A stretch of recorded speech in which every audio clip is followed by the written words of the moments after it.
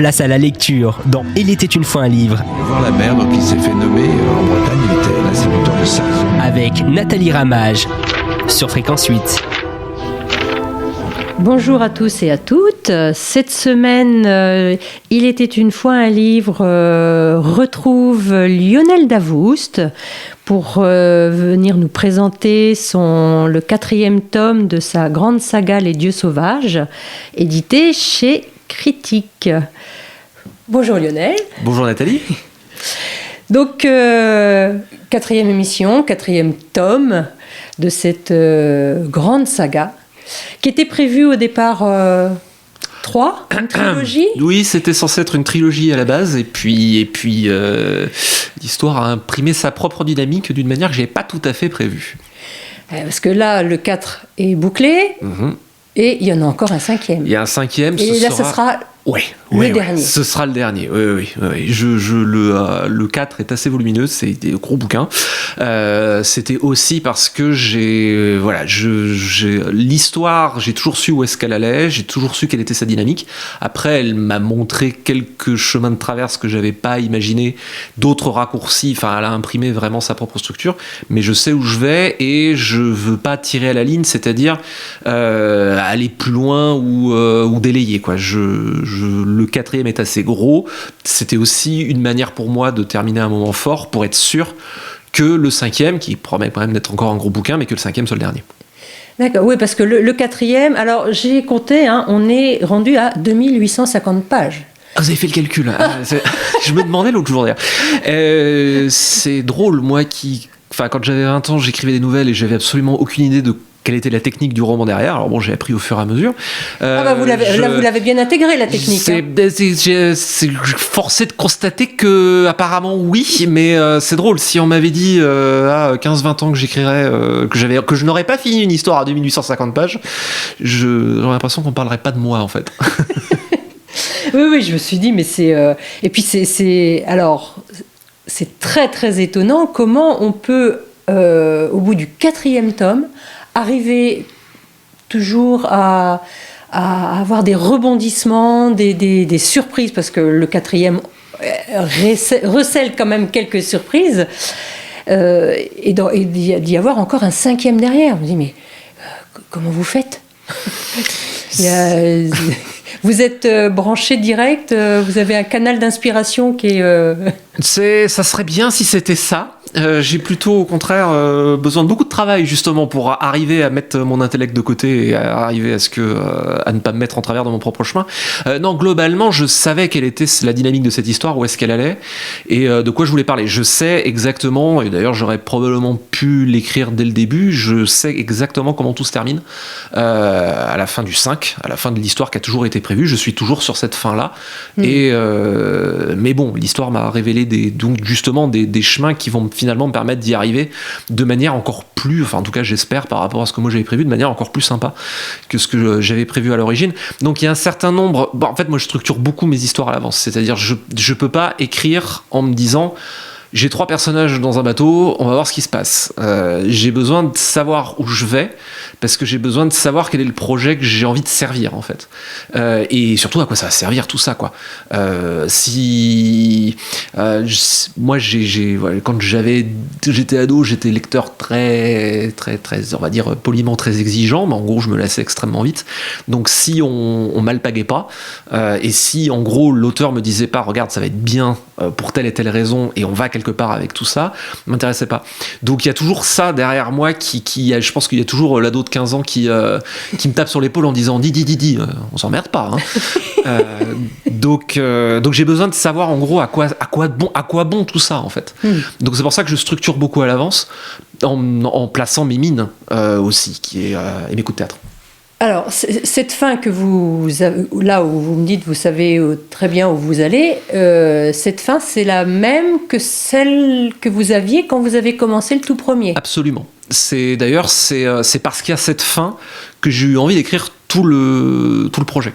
Et vous pensiez la boucler en trois tomes. Je pensais vraiment la boucler en 3 tomes, mais en fait, l'histoire a vraiment imposé une dynamique complètement différente. C'est-à-dire que, en fait, il y a certains événements qui se passent à la fin du 4 sont ce que je pensais qui se passerait à la fin du 1.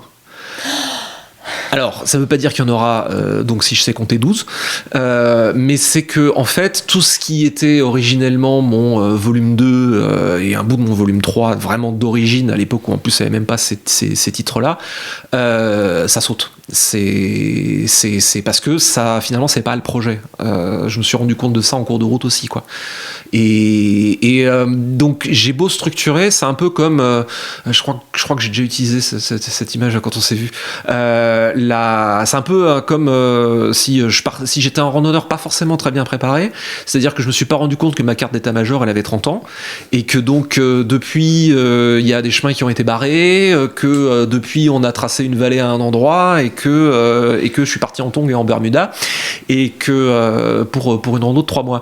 Donc au fur et à mesure je me rends compte que la réalité du terrain, la réalité des personnages, la réalité des événements imprime une dynamique qui n'est pas forcément celle que j'avais imaginée à la base, mais c'est pas grave parce que l'impulsion d'origine des personnages et de l'histoire est là, et ça c'est très clair dans ma tête, puisque de toute façon ça conditionne le trajet vers la fin. Donc c'est pas très grave, au contraire c'est mieux de prendre des détours, parce que finalement ça me surprend moi-même, et si ça me surprend moi-même, il y a des chances que ça surprenne les lecteurs aussi.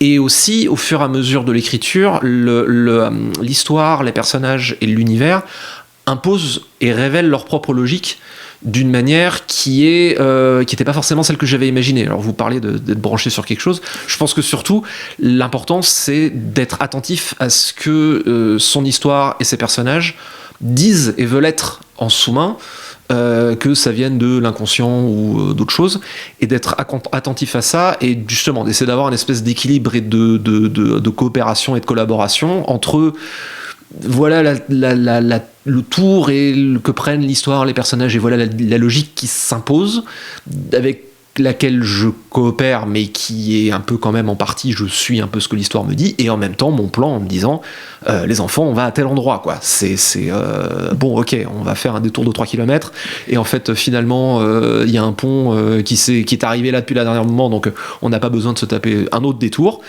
On va à cet endroit-là, mais juste le paysage est différent, un peu différent de ce que j'avais imaginé. Mais les grands jalons sont vraiment là quand même. Donc c'est marrant que vous parliez des enfants, parce que vos personnages sont quand même, ce sont des jeunes adultes, voire une adolescente. Donc c'est le 4e tome qui s'appelle L'héritage de l'Empire.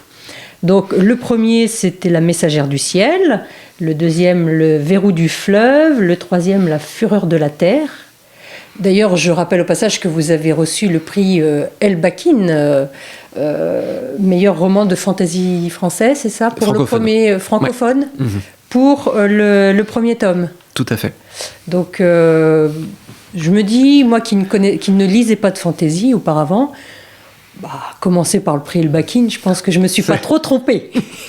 C'est très gentil, j'étais très honoré parce que c'est quand même, elbakin.net est l'un des sites majeurs d'information sur le genre en France, et une association qui a, si ma mémoire est bonne, plus de 20 ans, qui étudie, promeut la fantasy.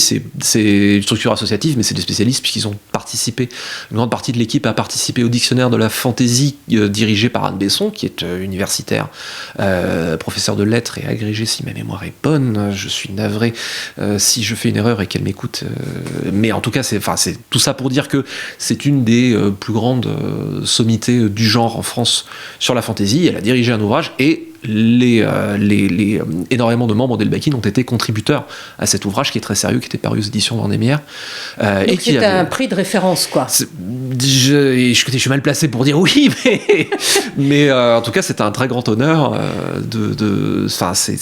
Disons que ça fait partie des grands jalons du genre de l'année.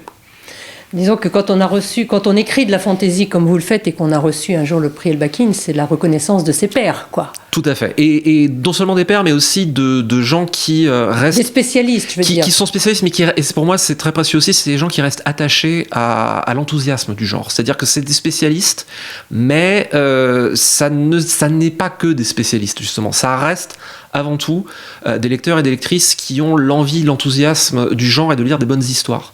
Voilà, j'aime beaucoup l'étude universitaire. Je parlais d'Anne Besson et j'ai énormément de respect pour son travail d'étude et qui est super important et qui contribue à montrer que la fantasy, c'est un genre qui est lisible et intéressant, qui se relie à une mythologie, qui se relie au conte, que c'est pas simplement des historiettes dans un coin, mais qu'au contraire, ça parle d'énormément de choses. Ça parle de lien au sacré, ça parle de lien à la mythologie, à l'histoire, ça parle aussi du rapport que la modernité a à l'histoire, etc.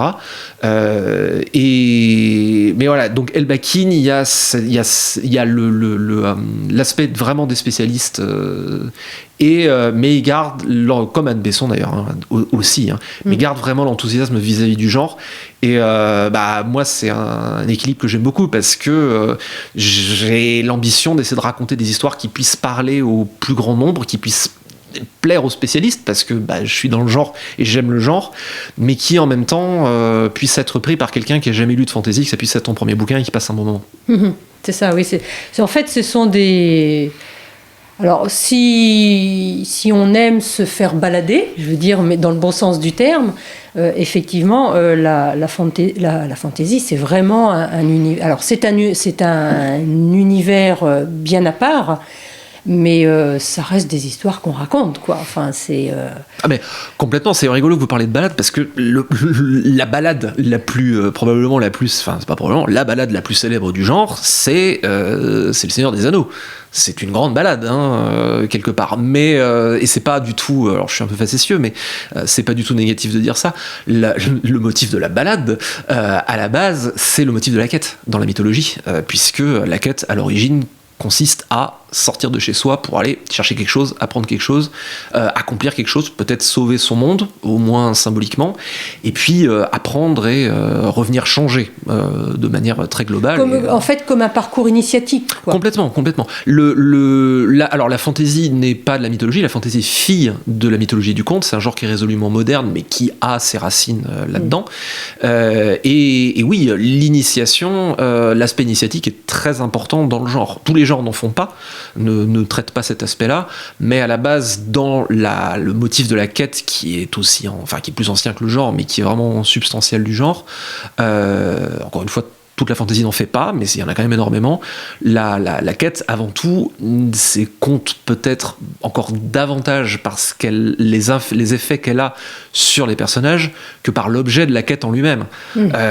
Première quête... C'est comment ça les change plus... Exactement. Enfin, le chemin est à la limite plus important que la finalité, quoi. Tout à fait. Première quête de l'histoire et premier récit écrit, quête de Gilgamesh, roi d'Uruk, c'est la quête du roi pour aller chercher l'immortalité. Et alors j'espère que je ne spoil pas 2000 ans plus tard, mais bon, on va partir du principe que non. Même d'ailleurs, 2000 ans, je suis gentil, c'est largement plus. Bref, il est parti pour aller récupérer, chercher l'immortalité, entre autres, dans les différents motifs qu'il y a, mais ça, c'est en général le motif qu'on connaît le plus. Tout ça pour arriver à la conclusion que l'immortalité, c'est pas pour les êtres humains. Donc voilà, donc c'est bien qu'il a été changé et finalement, c'était ce voyage-là et cette leçon qui était plus importante que le fait d'arriver à l'immortalité. Voilà, et à la conclusion de la quête. Et c'est vrai que vos personnages, là en l'occurrence, entre le premier et le quatrième, pour l'instant, on voit bien que les personnages évoluent énormément, quoi. C'est ce qui fait les surprises du quatrième, parce que c'est vrai qu'une histoire comme ça qui s'étire sur autant de pages, il faut bien tenir le lecteur en haleine. Et je trouve que ça moi, j'ai été très, très étonnée de l'évolution de certains personnages, quoi. Je ne m'y attendais pas du tout. Merci beaucoup. Je suis ravi parce que c'est vrai que pour moi, c'est important. Je suis pas un grand... Alors, j'aime ce qu'on appelle les héros iconiques, c'est-à-dire les héros qui restent toujours à peu près fidèles à eux-mêmes du début à la fin, type James Bond, en tout cas les vieux James Bond. En gros, on va voir un James Bond, on sait ce qu'on va voir. J'aime bien, mais la fantasy aussi, je trouve qu'il y a un motif... je suis pas tant attaché au motif de la quête, je suis plus attaché au motif du pivot du changement d'époque en fantasy.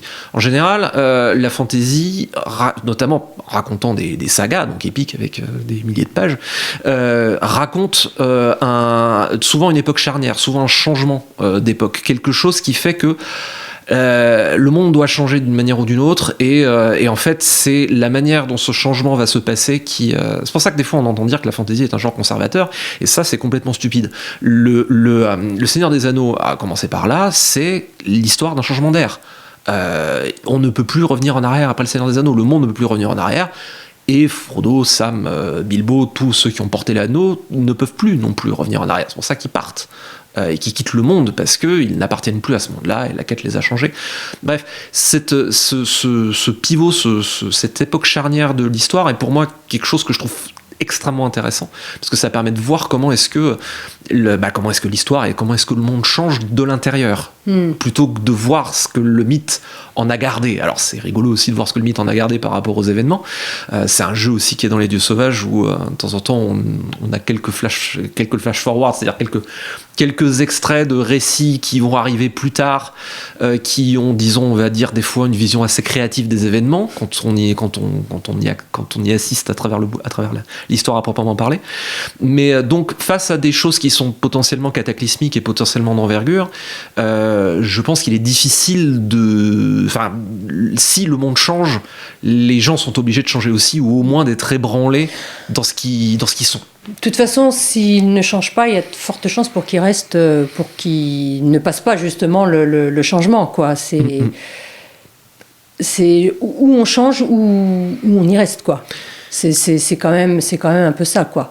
Donc là, vous n'êtes même plus sur une ère, c'est sur un néant, c'est ça. Là, vous êtes passé au-dessus